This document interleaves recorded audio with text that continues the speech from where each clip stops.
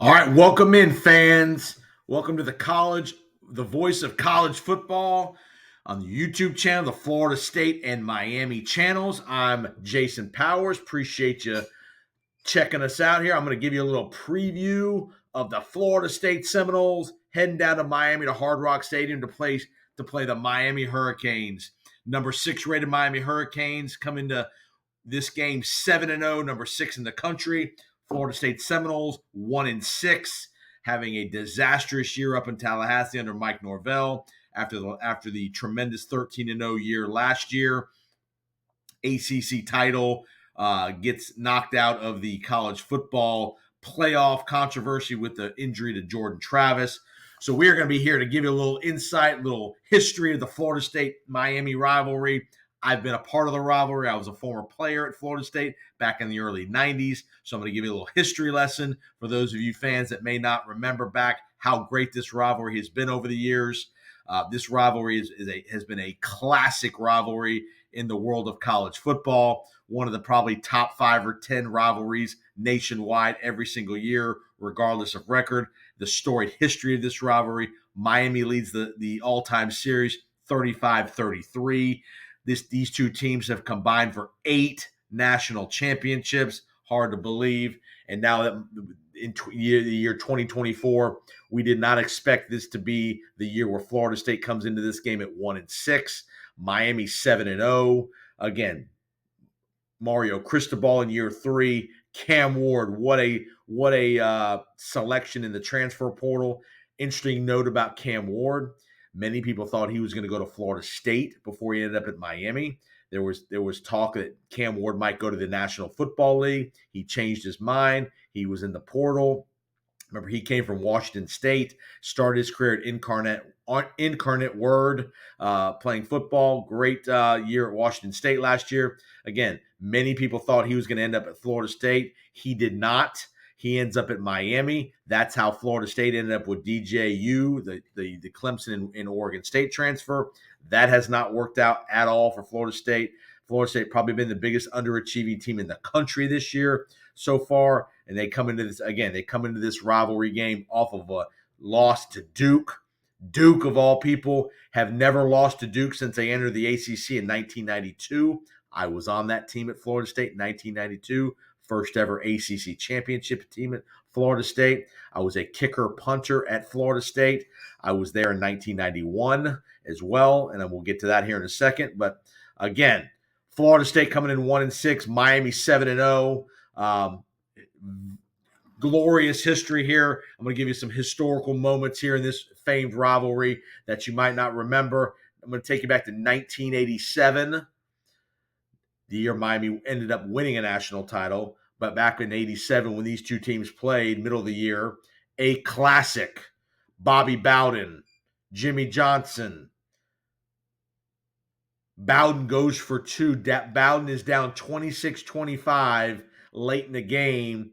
And just like Bobby Bowden always did, he didn't play for a tie. He played to win the game. No overtime back then. Bobby Bowden down 1 point, goes for 2 to beat Miami, and they missed the 2-point conversion. Miami wins the game 26-25. Miami goes on to win the national title in 87. I believe that's when they beat Penn State, Vinny Testaverde and company. Classic finish, 1987. Let's go to 1991. The start of the famed wide rights. I was in the building in Tallahassee. 2 great teams: Torretta, Casey Weldon, Lamar Thomas, Horace Copeland, all those guys from the Miami days. You had the Bobby Bowden Seminoles, Casey Weldon. Charlie Ward was going to come right after that. Wide right. Jerry Thomas, walk-on kicker, who'd made 3 field goals in the game, misses wide right from 34 yards. The famous call by Gene Deckerhoff: he missed it. And Pete Prinzi: he missed it, Gene, he missed it. As you remember the classic call on ABC with Keith Jackson, the wide right call. Miami wins 17-16. And again, another classic defensive game in Tallahassee.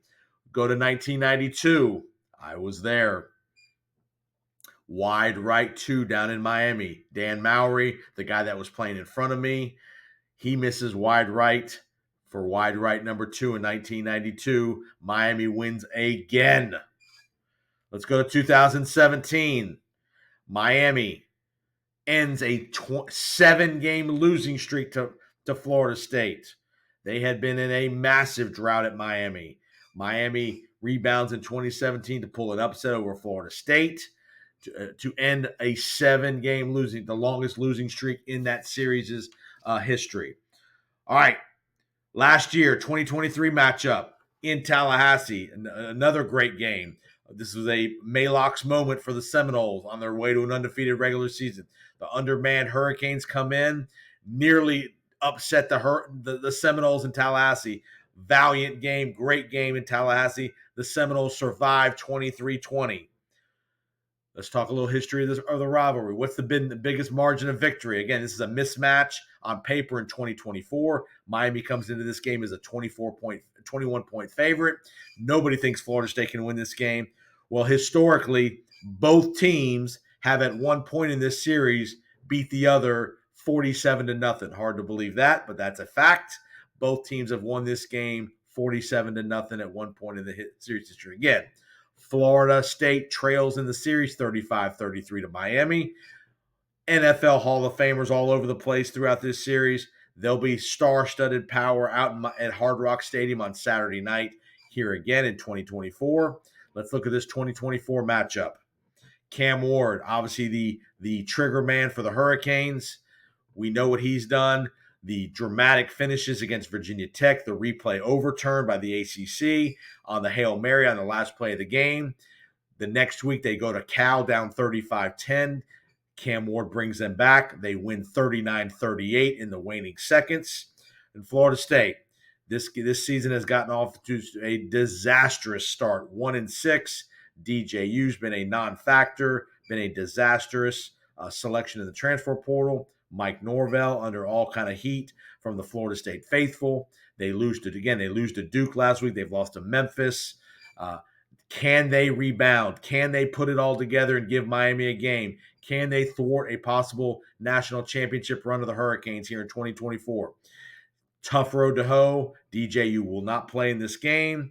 The defense has been underachieving, to say the least. A lot of high-priced players, a lot of NIL money spent on defense, a lot of transfers. No chemistry in Tallahassee. No team camaraderie in Tallahassee, where it's just the opposite in Miami. The team has bonded together. They've galvanized around Cam Ward. They see they've got a big-time quarterback. They've not had a big-time quarterback in Miami since I could argue back to the days of Ken Dorsey back in 2000. Different kind of quarterback by all means, but boy, this Cam Ward is electric. You saw what he did when he started the year up in Gainesville.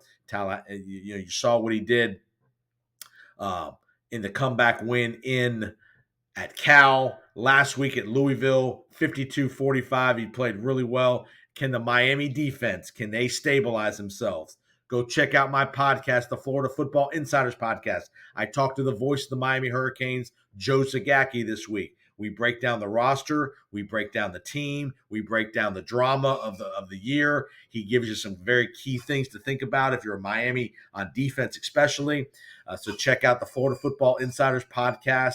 Check out my Powers on Sports podcast.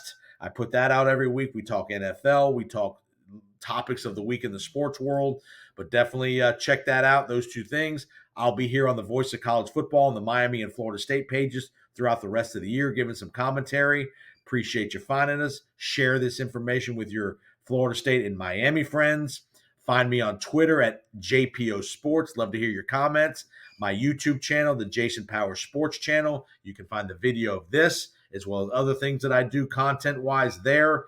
Thanks. Big shout out to Mark Rogers and the Voice of College Football team for bringing me on board. I'm going to be here for you, giving you some commentary throughout the year, throughout the offseason as well, on this page, the Florida State page, the Miami page, the Florida Gator page, and all in between. So appreciate you finding me. Again, another renewing of the rivalry, classic Florida State-Miami, Saturday night, 7 o'clock. I think Miami's going to win the game. I think Miami's on a mission for an undefeated year.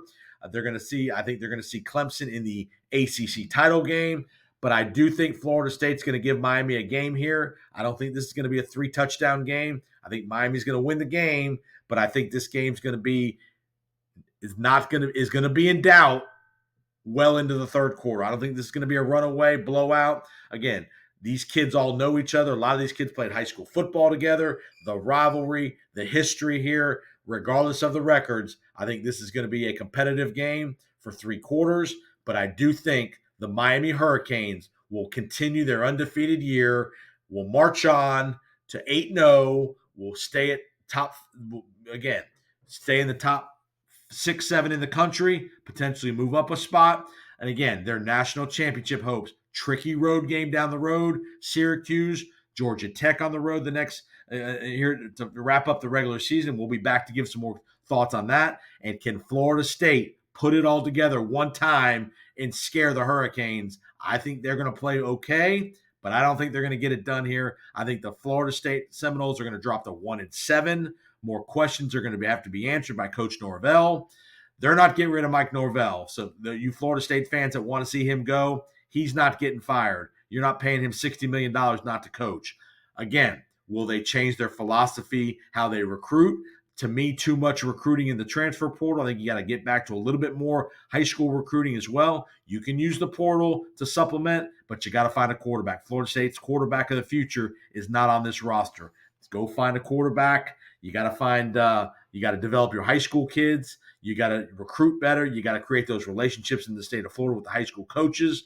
Use the portal to supplement, not live off of. And I think Florida State's probably lived in the portal a little too much. It all came together last year because you had a homegrown kid, Jordan Travis, as the quarterback. You don't have that this year. You don't have that galvanizing force in the locker room like you did last year. But they do have a galvanizer in Cam Ward and Miami. That's why I like Miami to march on to 8-0. Saturday night, Hard Rock Stadium. The fellas will be out. Michael Irvin, all the guys will be there. I'll be watching. You be watching. Appreciate you finding us on the Voice of College Football Miami page, Voice of College Football Florida State page, and we'll see you next time.